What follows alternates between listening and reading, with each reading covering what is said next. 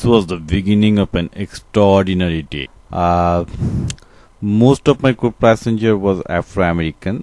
There were hardly one or two Caucasian people. Today the enthusiasm, the smile and the overall revelation for the Afro-American was really something to see all along. Well, it's a typical East Coast sightseeing. We just left up the bus. I mean, initially I thought I would not drive because traffic would be bad, but outskirt traffic was not really that bad. It was just an azure blue sky, and indeed I would say the traffic was a lot better than it used to be.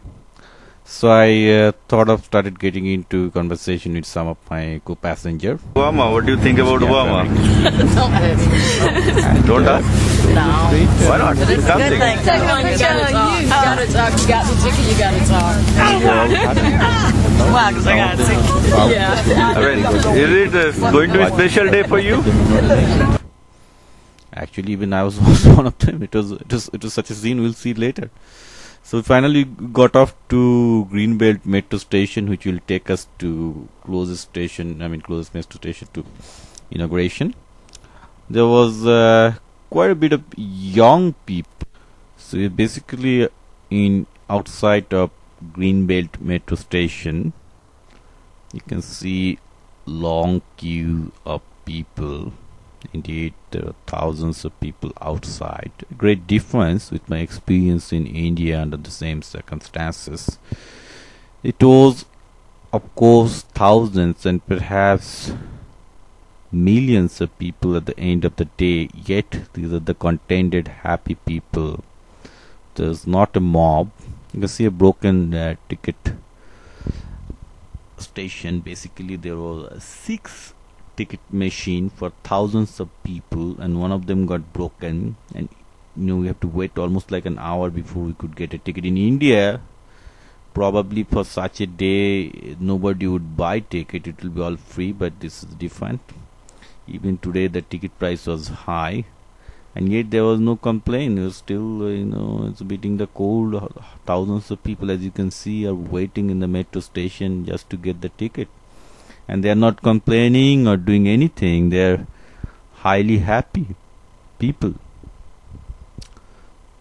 And the best part of the crowd is that I've seen a lot of crowds in Europe and India, but I'm telling you, this is probably one of the largest crowd I've seen, where I've seen the people are happy, and when I said that whether they have anything to complain against mismanagement and anything, they just refuse to be discontented. They just refuse to be disappointed, because today, most of them, I say that 95% of the people were Afro-American, and it was a great day for them. It was a day for content.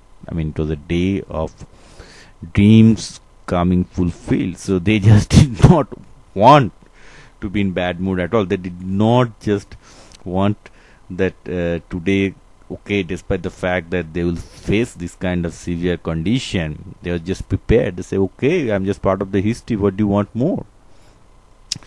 And in the train also we had a lot of interesting discussion. The mood was more anti-Bush than pro-Obama. Most of the discussion was essentially that last 8 years of Bush. It was painful. People felt very repulsive against the democracy. They lost faith in democracy. The greatest thing Obama did to American people, whether he can be a success or whether he can actually rescue United States from economic problem or foreign policy problem, it does not matter anymore. No matter what they have, he has been able to install hope and the values of democracy, and the fact that democracy can be changed. So that was the greatest thing that happened. Undoubtedly, that was the whole story of this event, that yes, it is the democracy, we are the part of the democracy, we are the part of the government. It is no more like a Bush regime where people felt government is something very different. So just now trying to get into out of the Grove station, and here also thousands of people. Here I also started talking to the people, because it will take me almost like another half an hour to get out of the metro station, and yet there was no complaint. There's no complaint here too. So many people, they just said, okay, I can make it, I may not make it, does not matter. The fact that I'm becoming a part of the history, the fact that I'm with the people, that's what mattered to me. So everybody was in a mood to say, okay, see guys, I mean, there will be millions of people we know that it will be something probably we will never see again, but still the first thing and foremost thing is we just want to share our happiness. So even if it's millions of people, it's millions of people sharing their happiness. That's what it was all about. As you can see, there are thousands of people getting up into 7th Street from the metro station. So initially, the inauguration was in 1st Street, and it's almost like 1 mile from here. So first thing I thought I should try to approach to parade on 10th Street. Now, parade on 10th Street, I thought would be very colorful. We would see some jubilant crowd, and I was expecting to catch part of it. Okay, so as soon as I got up to the street, of course, most of the people are with the camera taking shots. So it's like the people are taking videos of each other. Even I'm taking their videos; they're taking my videos as well. And the Afro-American population and the majority was something to stay. Indeed, the DC was basically dominantly a place for the Afro-American. I think 60% of the population of DC was Afro-American people, but even most of the people who came today from Virginia and Maryland, and also I would say that almost 80 to 90% people were Afro-American, because this is the day they longed, this is the day they dreamed, and most of them thought that in their lifetime this day would never come, that there will be a black person who will be the president of the United States. So they just could not wait to see, and I asked many of the people like what they feel, whether they're expecting anything today.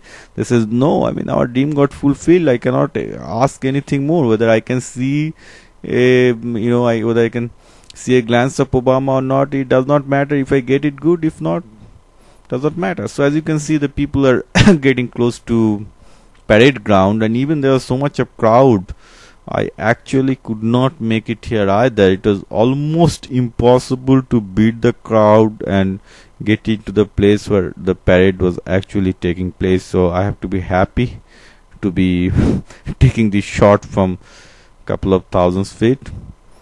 And as I said, it was jubilation all around.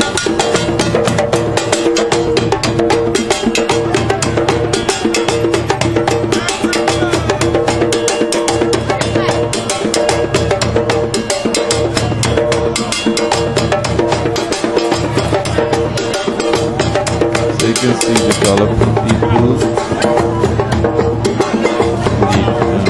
There was a great thing as Bush leads the anti-Bush administration in many places. They want Obama to rise. That was the fun part. Anyhow, it was a crystal clear morning, and now I'm approaching First Street, trying to be as close as possible. And there was a huge crowd going towards the First Street from all different side of DC. And you can see this kind of celebration on the street is very promising in DC in any way that people come.